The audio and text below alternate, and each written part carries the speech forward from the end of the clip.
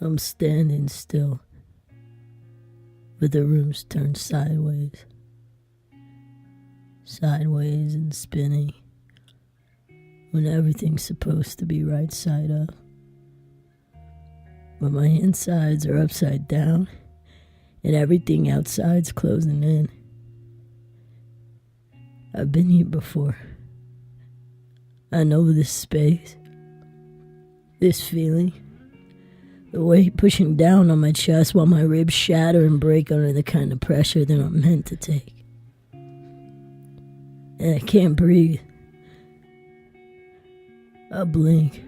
The whole bookstore disappears, and suddenly I find myself lying on the concrete. Lying alone in a pile of twisted metal and glass. And I can't breathe.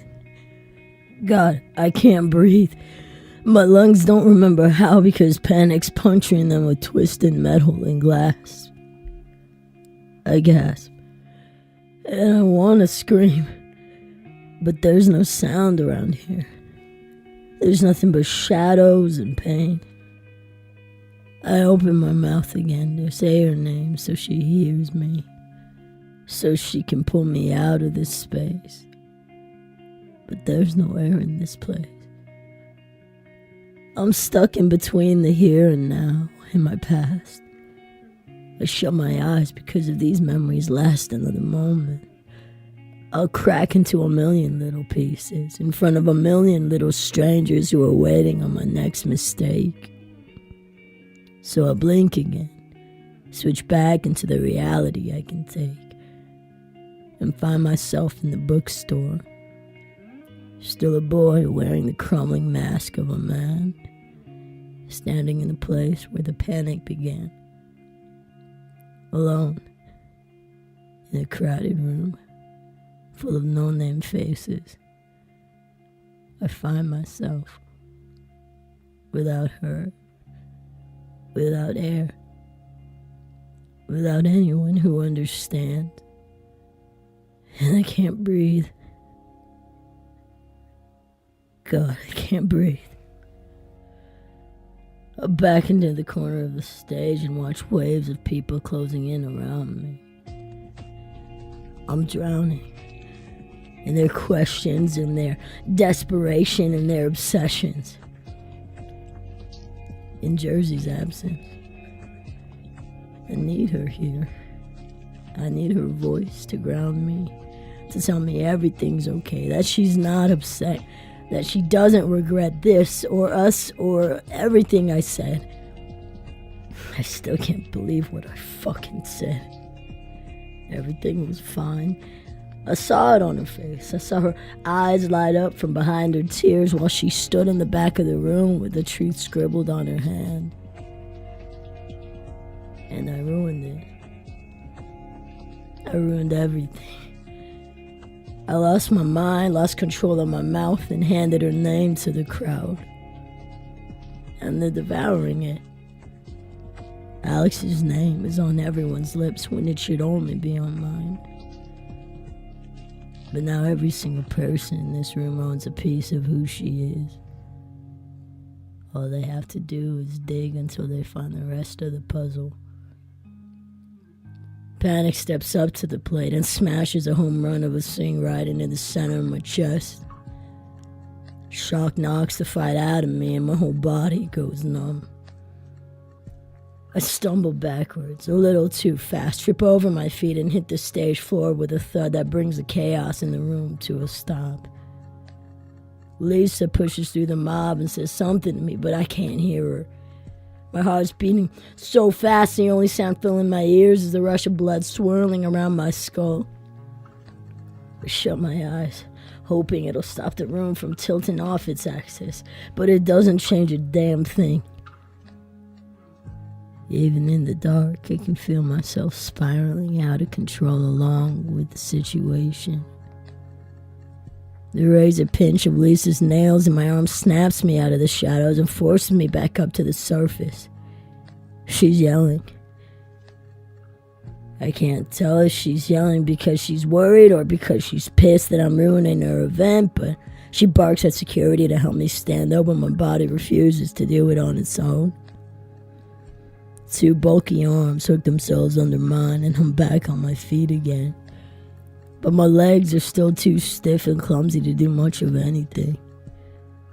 Lisa turns back towards the crowd and frantically motions to them to back off the stage. And then the impossible happens. They listen. They actually listen. Row after frenzied row of frenzied fans shuffle out of the way while Lisa clears a path for me to the staff room. Security ushers me into the crowd, trying to get me out of sight and into a private place as fast as possible, but everybody's already seen too much. 1,000 pairs of eyes are on me. Elias King, the joke. The guy whose panic owns and controls him to the point where he can't walk, talk, or breathe. The room's totally silent except for the sound of my lungs caving in on themselves while the world watches it happen. Every couple seconds, a flash goes off on the sidelines and a handful of others follow suit. Lisa barks orders at the press to stop taking pictures and respect the fact that we're in the middle of a medical emergency. But this isn't even close. Panic attacks are a walk in the park compared to being stuck in the middle of an intersection, wondering how the ground could be so warm on such a cool night. Until you realize where the warmth is coming from, and where all the blood is coming from. That was an emergency. This is a different kind of crisis. Even though so many parts of it feel the same. I don't know where Jersey is, or if she's okay, or if she's trying to get a hold of me. My hands are mine to control right now, so checking my phone is out of the question. Doing anything but what Lisa says is out of the question. So I follow her through the crowd and into the staff room where a very concerned-looking store manager is waiting for the group of us. Lisa orders security to help me down into an office chair in the corner of the room.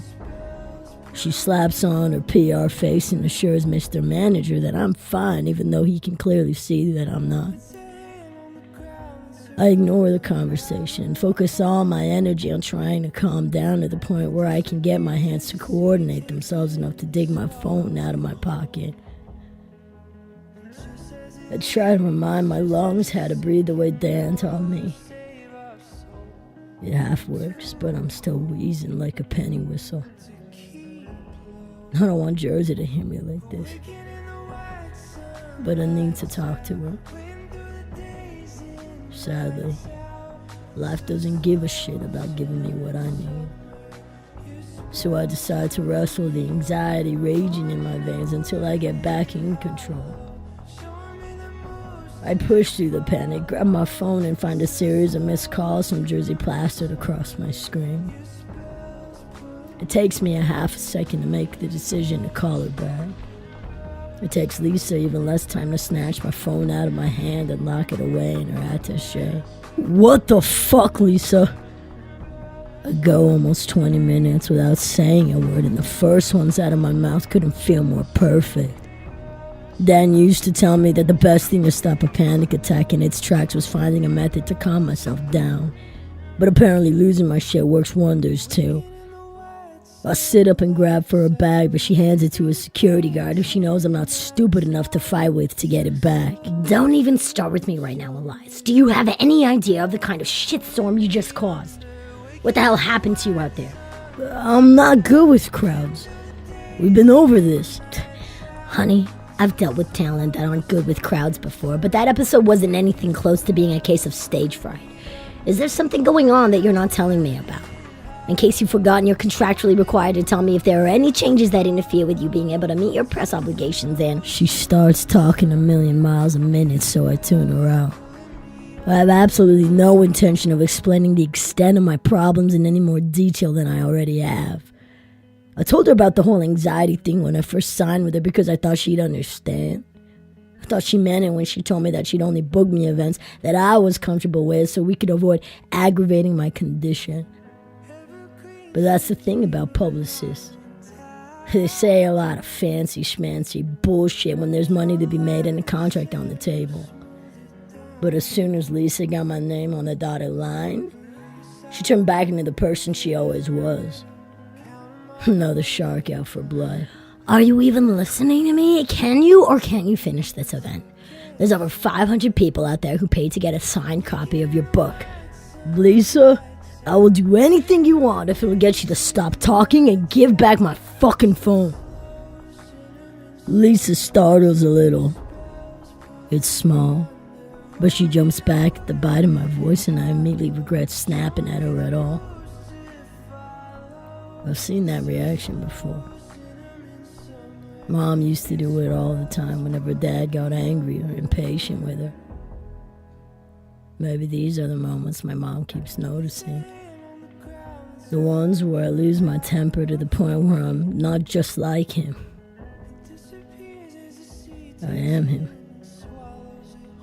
I get up out of my chair and pull Lisa into a hug she's clearly not prepared for. She doesn't hug me back.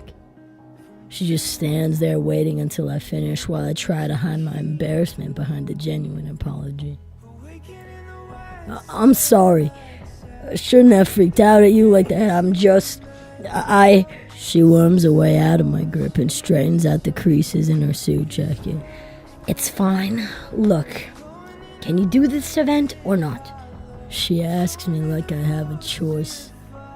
If I cancel, I'll be letting down every single person who made this book possible, and I can't do that. They're the reason I got into UCLA.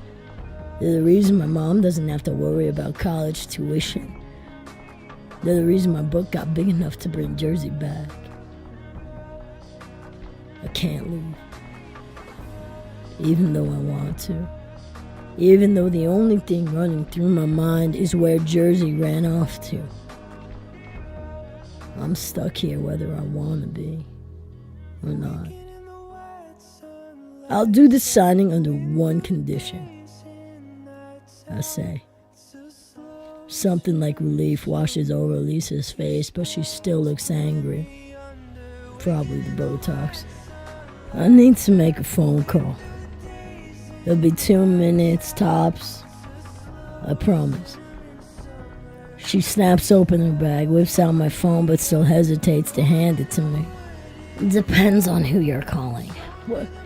How is that any of your business? I say. I reach for the phone, but my body's too slow and too clumsy to keep up with him. I'm your publicist, Elias. Everything's my business. You better be ready to fill me in on every last detail of who that Alex girl is, because the press is going to want to know every last. My phone sounds off in her hand. Lisa nearly drops it when she sees which colors lighting up the screen. Jersey. Her eyes dart back and forth between me and Jersey's name glowing in the center of my phone. She switches on the speaker and answers the call before I can do anything to stop her. Hello? Elias, are you... Lisa here. Elias is outside at the signing and can't come to the phone. Who, may I ask, is speaking? Lisa looks right at me, right through me, her eyes locked, loaded, and ready to kill. I stop breathing and start praying, hoping that God Jersey won't fall into the trap Lisa's just set for the both of us. Oh, hi, Lisa. It's Alex, Elias' assistant. Could you tell Elias to call me immediately? It's urgent, and The phone cuts out. Completely. I stand there, soaked through my clothes in sweat, just waiting for Lisa's reaction. For the spark before the fire. Half of me hopes she'll have the decency to call Jersey back or hand me the phone so I can find out why she sounded so scared. Ask her where she is and if she's okay. But Lisa crushes my hopeless optimism with a single motion.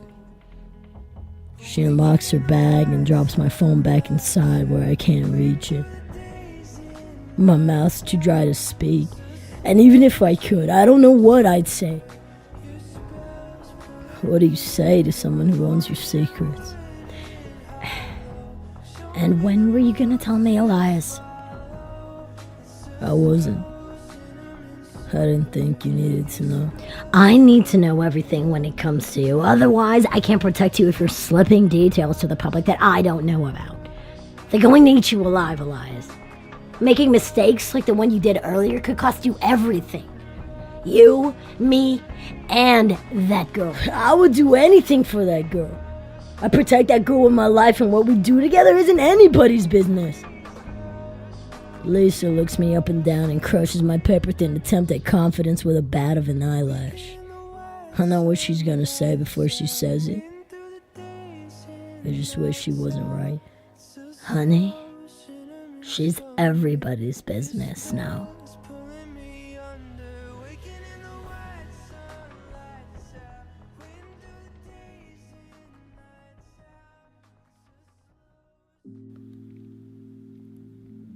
"30 seconds after I force myself to sign the 500th book of the evening, I thank the crowd and sprint off stage to find Lisa.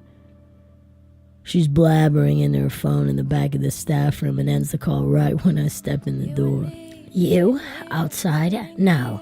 We're going to sushi to talk. I'm not going anywhere until you give me back my phone so I can figure out where my girlfriend is." Lisa's eye twitches like crazy.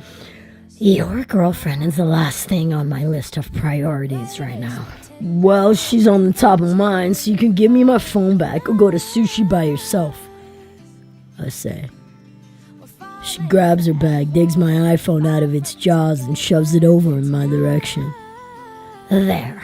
Get ready to walk and text King.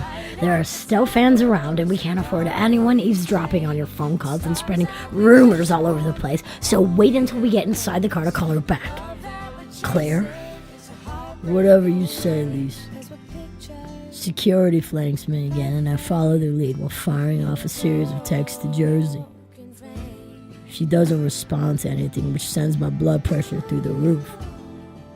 She's usually pretty good about texting back, but tonight she's quiet. Maybe she's pissed at me. Maybe her phone's dead. Maybe she's in trouble. My mind starts going to places that it shouldn't, so I open my contacts and pull up Indigo to see if she can calm me down. If anyone knows where Jersey is, it's her. Worst comes to worst, she can always use her weird voodoo powers to find my girlfriend. Text message to GoGo at 10:22 p.m. You still up? The night is young and my restlessness eternal. What's up? Jersey's missing. I brought her to a signing, and things got out of control. Out of control how? I kinda told her I loved her. Impressive. But it was in front of about 500 or so fans and a bunch of present cameras, and she kinda freaked. Oh, you're quite the flawed soul. I get that, but that's not important right now. Have you seen her or heard from her? Is she back in my room? No, but there's a lot of visitors outside waiting for you. What do you mean? Camera people. They're hanging outside the dorm, and I'm pretty sure they're not here for me. Oh, shit. Look, can you call me when Jersey gets home? As you wish. You don't think anything happened to her, right? She doesn't know her way around LA aside from the buses, and crazy people ride the buses.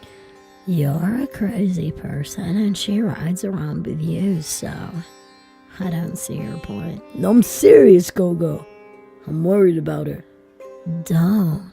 Alex is a powerful spirit. She can fend for herself. Besides, the cosmic connection between my roomie and I would tell me if she was in danger. For real? Can your powers tell you where she is? No. How about what she's doing? She's losing herself to find herself. What does that even mean? When a soul is lost, it always wanders back to the places it knows. Places that feel familiar, safe. Like where? Who knows? I'm not a GPS, Elias. I'm just sensitive to nuances of people's cosmic journeys. Figure it out. Thanks. Good luck on your spiritual quest. And if she's not home in a couple hours, call the cops. Wait, does that mean you think something's wrong? Namaste. Go-go? Indigo stops answering my text by the time I get back to the car. Lisa slides in next to me and makes the backseat feel 15 times smaller than it already does. Our driver peels out of the grove and zooms up Fairfax, weaving in and out of traffic like crazy. I called Jersey once, twice, 15 times until my hands start shaking and my fears fill in the silence on the opposite end of the telephone line. Panic takes hold like a vice grip around my throat again, and I roll down the window so I can breathe. I try to lose myself in the lights over Hollywood Boulevard. I fool my brain into focusing on the flashes of cameras and the flickering signs instead of freaking out over Jersey. But the illusion only holds my attention for so long. The car comes to a standstill at Hollywood and Orange, and Lisa starts screaming at the driver to dodge gridlock traffic. I stare out at the crowd right as we roll up next to the Chinese theater and let my eyes wander over nameless faces until one catches my attention. My hand's on the door handle and I'm out of the car before I realize what I'm reacting to. I dart out into the middle of standstill traffic and sprint across 6 lanes while Lisa calls out after me to stop. I block out her voice and weave my way through rows of taillights until I stumble onto the sidewalk. There's hundreds of people out on the boulevard, tourists stopping to stare up at the Hollywood marquees like there's something worth staring at. But this place is nothing but smoke and mirrors. Cheap painted backdrops that are as fake as the movies. But my eyes aren't drawn to the lights or distractions. They're focused on the only real thing standing alone in front of the TCL's Chinese theater. I shove my way through streams of fast-moving people fighting to keep my head above water while the sidewalk rush tries to swallow me whole. But the second I step into the clearing, I catch the profile of the only face I want to see. The only thing still in a world that's been rushing by, stealing the air from my lungs. Jersey's only a few feet in front of me, standing under the shadow of the theater pagoda. Her head's tilted up towards the smog-covered stars, and her dark brown hair's cascading down the back of her white dress. The dark blue sky plays the perfect backdrop to that same vision of light I saw back at Belmore. I'll take a second to take her in, breathe, and convince myself that the storm raging in my chest won't pull me under this time. But it already has. She already has. I'm sinking into the concrete the closer I get to her, but I need to be closer. Some part of me always has. Even when I thought I hated her. Even when I thought I'd convinced myself that I could walk away from her, I couldn't. I still can't. I don't know if I know how to anymore. All these people on the street just pass her by like she's not even there, but she stands out against everything and above everyone around her. As far as the rest of the world's concerned, she probably looks like another tourist who's lost and confused in the middle of a lost and confused city. But Los Angeles lives and breathes in her veins now. This city is as much hers as it is mine, because our story started here. Right here. The two of us stood on top of these same concrete slabs, handprinted by the stars, and I kissed her for the first time. She was on our bed in less than 30 seconds that night. I never told her. I never told anyone because half of me couldn't believe it happened that fast. That easy. She kissed me and I fell out of myself. I fell so hard it broke every bone in my body, shattered my pride, and left me scattered all over Hollywood Boulevard. That night, it took her half a minute to have me in the palm of her hand. And a little over 365 days later, she still does.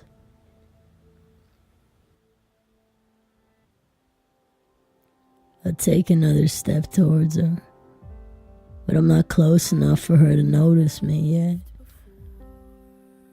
I watch her for a couple more seconds in total silence. Her chucks are dusted black with all the damn dirt she must have picked up walking here, and the bottom of her dress is crumpled as hell. She's a picture of nervous habits, and I notice every single one of them. Her bottom lip's pinched between her teeth, and her hair's all twisted and tangled to one side. She looks so much smaller and more breakable than I know her to be. I'm probably the reason for it. But I don't want to be anymore. I want to earn her forgiveness and her patience, a genuine apology at a time. My body starts moving towards her again before my mind has the time to process what the hell it's doing. I step through the middle of a passing crowd and fight through the chaos until I get to her. My arms gravitate to her waist and I slide into the space behind her without saying a word. I hold her against me as gently as I can and tilt my head down until my chin meets the softest spot on her shoulder. I breathe her in and my whole body relaxes. She smells like apples and asphalt and that little bit of something else that makes her her. I should be saying something. I should be apologizing for not answering her calls in time, for letting her name slip at the bookstore and scaring her to the point where she had to run out of the venue to keep away from the crowd. But I'm too caught up in her atmosphere to speak. Jersey shifts in my arms, and right when I expect her to turn around and talk to me, the back of her fist goes flying into my face instead. Her knuckles crash straight into the bridge of my nose, and the impact sends me stumbling backwards. She sends her heel straight down onto the top of my foot and pins me in place so I can't move. She snakes her hands around my right arm, steadies her grip, and anchors her body against mine. And then the whole world flips upside down. Literally. My feet fly over my head, my back slams against the concrete, and the rest of me comes crashing down against the ground in one solid thud. My lungs spasm for what feels like a minute and a half before they finally remember how to breathe.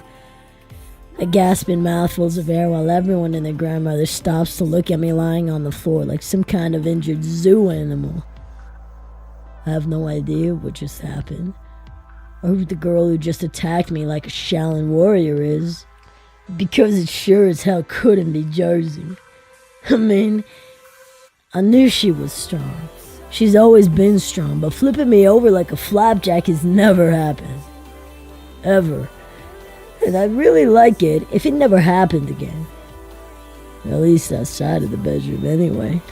Elias? Holy lasagna, are you okay? Yep. That's Jersey's voice and her shaky little hands groping my shoulders. I never thought I'd say this, but my girlfriend just kicked my ass. And if I wasn't in so much pain, I'd probably be extremely turned on right now. I keep my eyes closed, stay completely still, and hold my breath just to see what she does. Maybe if I play dead, I can even get a read on whether or not she's pissed at me for my screw-up. Time to find out. Elias, please get up. Please do something. I'm so sorry. I didn't mean to hurt you. I just thought you were a stranger. I'm so... Ma'am, is he breathing? I don't think he's breathing. A husky guy's voice sounds off from somewhere in the crowd, and I suck in a quick, subtle breath through my nose and then go right back to playing CSI victim. Jersey's hair brushes across my neck, and she leans in and takes the side of my face in her hands. Oh gosh, what did I do? Please be okay, please be okay. Okay, Alex, think. What did they teach you in first aid? Pinch the nose, tilt up the chin, open the mouth, and... Her lips land on mine, but it's hardly a kiss at first. Having someone blow air down your throat when you don't need it is an awkward feeling, to say the least.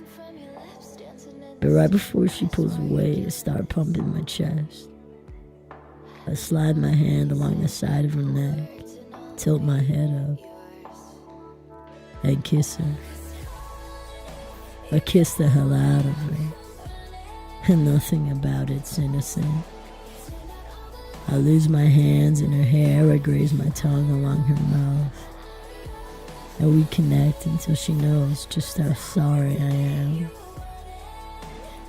Normally, Jersey would have slapped me for pulling some sneaky high school level bullshit like this, but she's kissing me back about as desperately as I'm kissing her.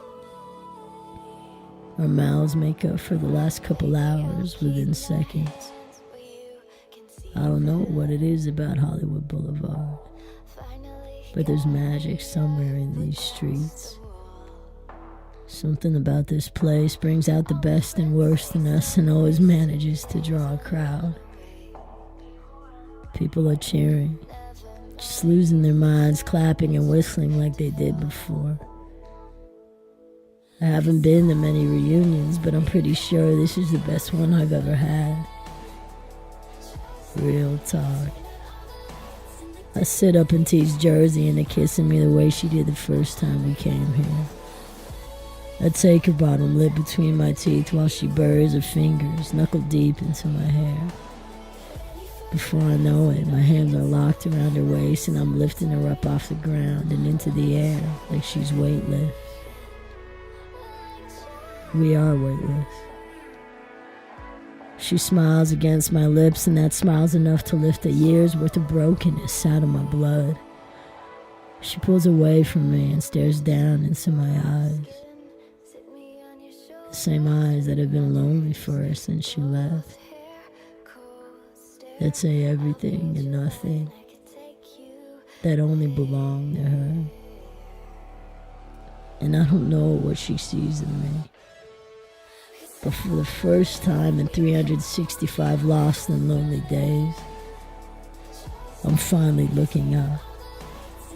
And instead of staring at the Hollywood lights around us, I'm staring at her.